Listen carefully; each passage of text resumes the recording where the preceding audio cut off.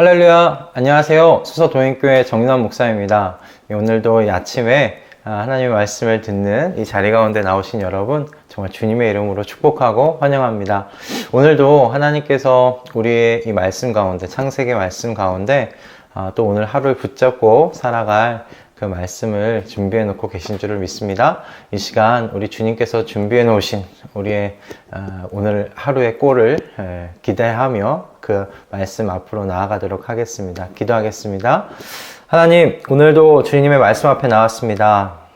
주님, 오늘도 우리에게 주실 하나님의 그 은혜의 꼴을 기대하며 주님 앞에 나옵니다. 하나님, 우리의 발걸음을 축복하여 주시고 우리의 심령이 주의 말씀의 은혜로 가득 아버지 감동되어서 돌아갈 수 있도록, 그 힘으로 오늘 하루 살아갈 수 있도록 주님 은혜 내려 주시옵소서. 주님께서 이 시간에 주인 되시며 이 시간에 인도자 되실 것을 믿고 우리 주 예수 그리스도의 이름으로 기도드립니다. 아멘. 네, 오늘 우리에게 주시는 하나님의 말씀은요, 창세기 20장 8절에서 18절까지의 말씀입니다. 창세기 20장 8절에서 18절까지의 말씀인데요, 제가 봉독하도록 하겠습니다. 다음날 아침에 아비멜렉은 일찍 일어나서 신하들을 다 불렀다. 그들은 왕에게 일어난 일을 다 듣고서 매우 두려워하였다. 아비멜렉은 아브람을 불러들여서 호통을 쳤다. 당신은 어찌하여 우리에게 이렇게 하였소? 내가 당신에게 무슨 잘못을 저질렀기에 나와 내 나라가 이 크나큰 죄에 빠질 뻔하게 하였느냐 말이오. 당신은 나에게 해서는 안 될 일을 한 거요. 아비멜렉이 또 아브라함에게 말하였다. 도대체 어째서 이런 일을 저지른단 말이오? 아브라함이 대답하였다. 이곳에서는 사람들이 아무도 하나님을 두려워하지 않으니까 나의 아내를 빼앗으려고 할 때에는 사람들이 나를 죽일 것이라고 생각하였습니다. 그러나 사실을 말씀드리면 나의 아내가 나의 누이라는 것이 틀린 말은 아닙니다. 아내는 나와는 어머니는 다르지만 아버지는 같은 이복 누이이기 때문입니다. 하나님이 나를 아버지 집에서 떠나서 여러 나라로 두루 다니게 하실 때에 내가 아내에게 부탁한 말이 있습니다. 우리가 어느 곳으로 가든지 사람들이 나를 두고서 묻거든 그대는 나를 오라버니라고 하시오. 이것이 그대가 나에게 베풀 수 있는 은혜요 하고 말한 바 있습니다. 아비멜렉이 아브라함에게 양떼와 소떼와 남종과 여종을 선물로 주고 아내 사라도 아브라함에게 돌려보냈다. 아비멜렉이 아브라함에게 말하였다. 나의 땅이 당신 앞에 있으니 원하는 곳이 어디든지 가서 거기에서 자리를 잡으시오. 그리고 사라에게는 이렇게 말하였다. 나는 그대의 오라버니에게 은 1000세겔을 주었소. 이것은 그대와 함께 있는 여러 사람에게서 그대가 받은 부끄러움을 조금이나마 덜어보려는 나의 성의의 표시요. 그대가 결백하다는 것을 모두가 알게 될 것이요. 아브라함이 하나님께 기도하니 하나님이 아비멜렉과 그의 아내와 그의 여종들이 다시 아이를 가질 수 있도록 태를 열어주셨다. 아비멜렉이 아브라함의 아내 사라를 데려간 일로 주님께서는 전에 아비멜렉 집안의 모든 여자의 태를 닫으셨었다. 아멘. 오늘 이 본문은 아브라함의 이 불신앙으로 인해서 위기에 처한 이 두 사람, 아비멜렉과 이 사라가 공의로우신 하나님으로 말미암아 이 위험으로부터 건짐을 받는, 이 위기 속에서 건짐을 받는 그런 이야기입니다. 아브라함이 처한 상황이야 어찌 되었든지 그가 그 자신을 지킬 수 있는 사명도 가지고 있었던 그 당시 그 지역의 유지였음은 분명합니다. 그 정도의 영향력을 가지고 있었어요. 하나님께로부터 자녀에 대한 약속을 또한 몇 차례나 걸쳐서 받았던 아브라함이었습니다. 때문에 아비멜렉과 사라에게 한 이 행위가 여러분 그 아브라함이 어떤 상황에 처해 있었든지 좀 이해가 안 되는 바이죠. 오히려 아브라함의 이 불신앙으로 인해서 아비멜렉은 그가 있었던 그 민족이 멸종의 위기에 처하는 그런 상황도 맞이하게 되었어요. 그리고 아내 사라 또한 그 인생을 볼 때 큰 위험 가운데 처해 있었습니다.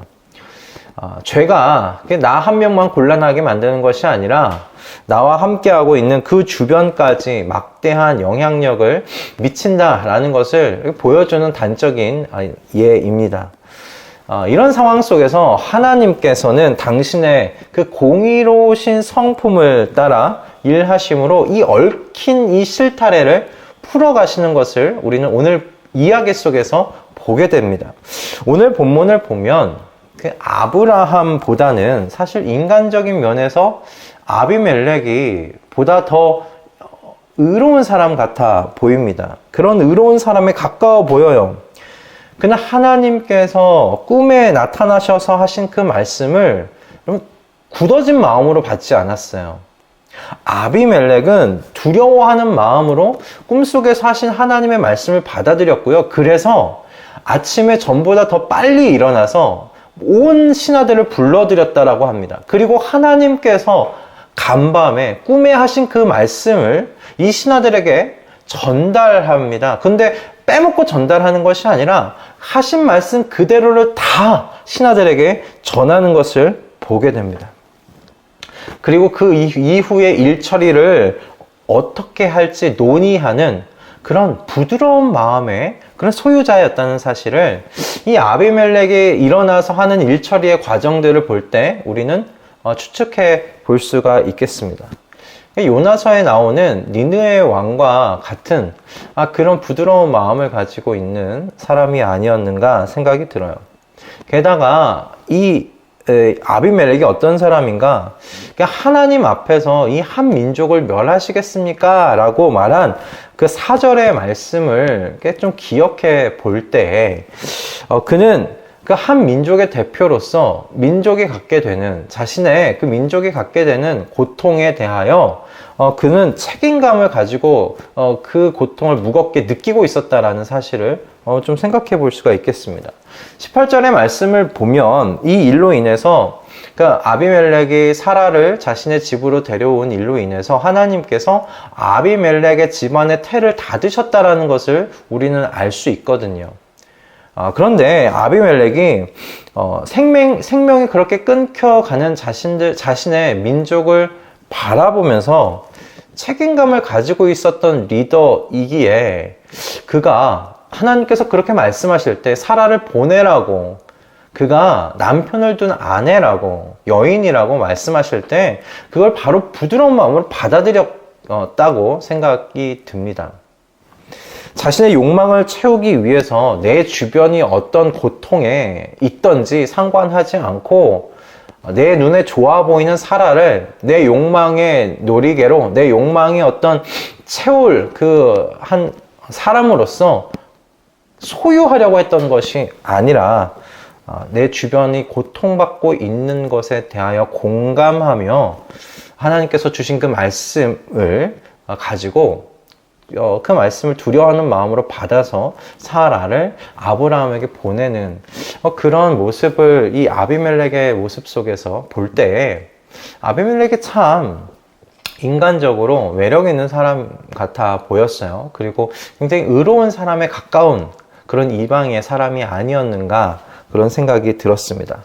공의로우신 하나님께서 이 소돔 성을 멸하실 때 의인과 함께 멸하시지 아니하시는 그 공의로우신 하나님이라는 그 공의로우심이 우리는 그 앞장에서 19장에서 볼 수가 있었는데요. 오늘 이 본문 속에서도 그 공의로우신 하나님이 등장하세요. 이 의로운 사람을 지키시기 위해서 아까운데 멸하게 하지 않기 위해서 그 가운데 나타나셔서 그를 죄에서 보호하시는 그 공의로우신 하나님의 그 모습이 이 20장 전반적으로 이 전체 흐름 속에 지금 나타나고 있는 것입니다. 그런데 저는 하나님께서 아비멜렉을 그가 죄를 지을 수 있는 그 현장 속에서 구원하셨다는 것, 건져내셨다는 것, 죄를 짓지 않도록 막으셨다는 것. 이 이야기 속에서 하나님의 공의로우심이 드러나지만 그 하나님의 공의로우심의 백미는 저는 그 아비멜렉을 통해 이 이야기 속에 등장하고 있지는 않은 약한 자로서 사라의 명예를 지켜주셨다는 것에 하나님의 이 공의로우심이 정말 빛나게 드러나는 것이 아닌가라고 생각이 들었어요. 여기 지금 말씀 속에 등장하고 있는 사람들은 다 남성들입니다. 다 남자들이에요.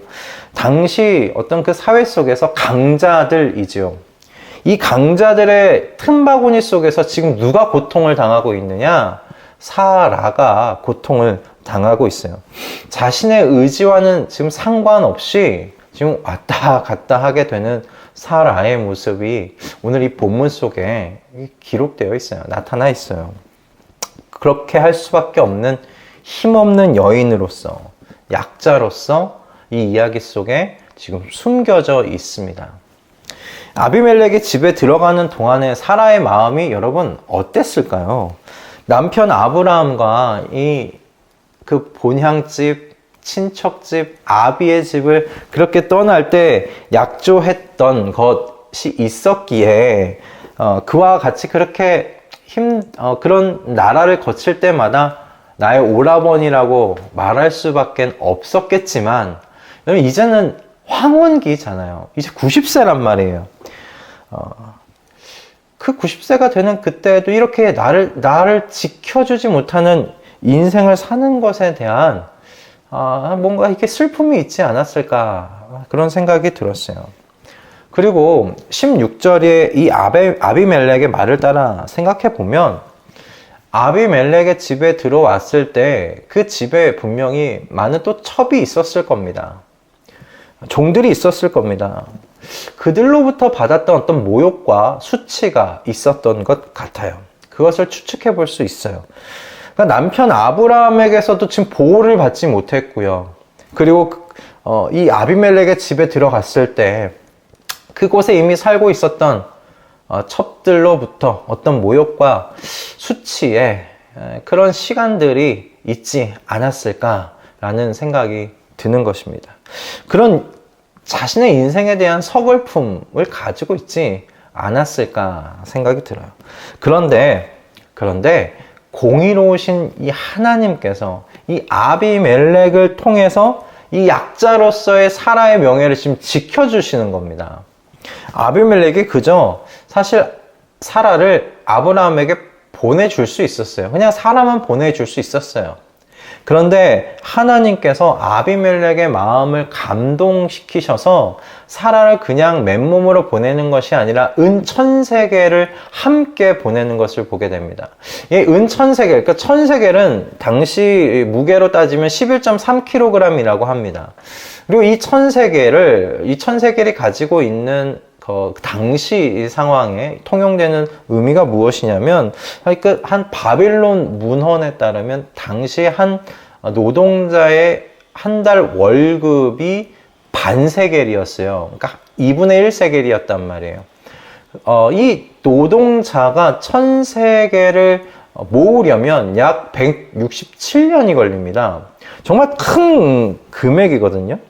이 지금 큰 금액과 함께 아비멜렉이 사라를 아브라함에게 지금 돌려보내고 있는 거예요. 그러면서 지금 이야기를 하고 있는 것이 무엇이냐면, 그대와 함께 있는 여러 사람에게서 그대가 받은 부끄러움을 조금이나마 덜어보려는 나의 성의의 표시라고 이야기합니다. 그리고 이것으로 인해서 그대가 결백하다는 것을 모든 사람이 알게 될 겁니다. 라고 이 아비멜렉이 말하는 것을 볼 수가 있어요. 여러분, 당시 이 중근동 시대 속에서 여인은 그냥 남성의 재산의 하나에 불과했어요. 그렇게 볼 때 하나님께서 사라의 수치와 이 부끄러움을 살피신 거예요. 아비멜렉을 통해서. 하나님께서 얼마나 이 공의로우신 분이신지를 이스라엘 백성들에게 이 이야기를 통해서 말씀하고 계시는 거예요. 이렇게 이 약자, 당시의 이 약자, 남편도 보호해주지 못했던 그 약자인 사라를 공의로우신 하나님께서 그 약자 편에 서셔서 그 약자의 명예를 지금 지켜주신다. 공의로우신 하나님께서는 의로운 자가 악에 빠지지 아니하도록 보호하십니다. 아비멜렉의 이야기를 통해서 드러나죠. 그래서 부드러운 마음의 소유자는, 정말 부드러운 마음들의 소유자는 하나님께서 그렇게 죄를 피할 수 있도록 보호하실 때 죄를 피해가는 거예요. 그래서 옳고 바른 것을 선택하며 살아가도록 하나님께서 인도해 주시는 것이죠. 우리의 삶의 현장 속에서도 여러분, 하나님께서는 우리를 악에서 보호해 주시는 사례가 얼마나 많습니까? 우리가 돌아보고 우리 자신의 하루의 삶 속에서 나타나는 여러 가지 결단들, 결심들, 결정들, 그 사이사이에 그 간극 속에 들려오시는 그 마음의 양심의 소리가 여러분, 하나님께서 우리에게 주시는 가르침이고 소리가 아니겠습니까? 하나님께서 우리로 하여금 악에서 떠나가도록 보호해 주십니다. 공의로우신 하나님께서 말이죠. 여러분, 우리의 고백은 그래서 그저 나의 나된 것은 다 하나님의 은혜입니다 라고 고백하는 일 외에는 없다 라고 생각합니다. 또한 여러분, 우리 공의로우신 하나님께서는 약자들의 명예를 정말 지켜주시는 하나님이십니다. 그러므로 이 하나님께서 다스리시는 그 나라는 여러분, 약자의 명예를 절대로 짓밟는 나라가 되어서는 안 된다라는 것을 지금 가르치시고 말씀하시는 거예요. 그 시대의 약자인 사라의 명예도 이렇게 하나님께서 돌보시고 세우시는 하나님, 그 하나님이 다스리는 이스라엘은 약자들이 눈물 흘리게 하면 안 된다. 약자들의 명예가 짓밟히는 나라가 돼서는 안 된다. 그런 공동체가 돼서는 안 된다라고 말씀하시는 것이죠. 가르치시는 것이죠.